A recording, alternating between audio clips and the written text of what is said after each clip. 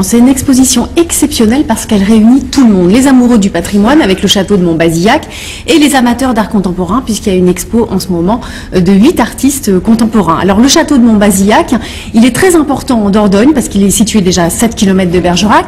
Il est classé monument historique du XVIe siècle, il est extrêmement bien conservé. D'ailleurs on peut voir le style Renaissance mélangé à un style médiéval avec les tourelles. Il est protégé et conservé par les caves des coopératives qui a racheté le château et qui en ce moment est en train de refaire d'ailleurs les fenêtres et ils sont en train de mettre d'ailleurs des vitraux. Donc ce château ne va faire que s'embellir au fil du temps.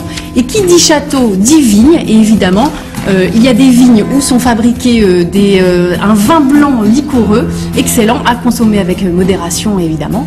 Et voilà, donc c'est un château qui est... D'ailleurs les vignes se visitent et il y a une dégustation qui est prévue à la fin de la visite. Laetitia, à qui a-t-il appartenu ce château? Alors on sait qu'il a appartenu à plusieurs familles successives, des familles protestantes, dont une famille bordelaise, la famille Bacalan, et ça c'était au 19e siècle.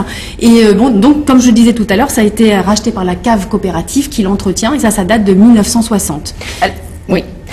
Alors on l'a dit, hein, ce château accueille actuellement des œuvres d'artistes contemporains et toutes ces œuvres sont issues de la collection du FRAC. Voilà, le FRAC c'est le Fonds régional d'art contemporain en Aquitaine ils font voyager leurs œuvres et donc là ils les emmènent au château. C'est une très bonne idée parce que évidemment ça fait dialoguer plusieurs époques et donc on ne peut que se féliciter de ça parce qu'il y a beaucoup de réfractaires à l'art contemporain qui ne sont que l'un pour l'autre, donc en fait il ne faut pas se diviser.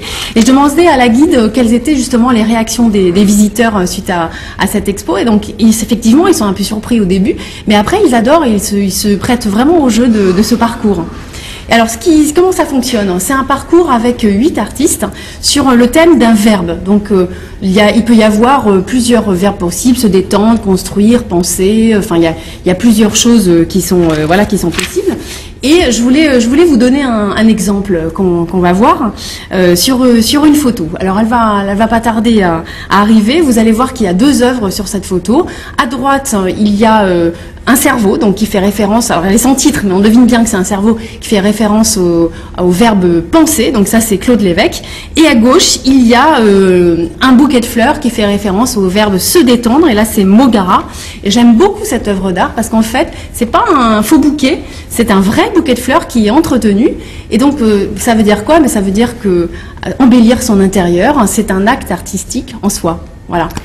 Et cette expo est alors cette expo elle est à voir jusqu'au 24 juin, alors allez-y parce qu'après les œuvres elles vont partir. Il y aura d'autres expos d'art contemporain parce que c'est un principe. Ce château accueille régulièrement grâce à l'association qui s'appelle les Rives de l'Art. Merci beaucoup Laetitia pour cette expo.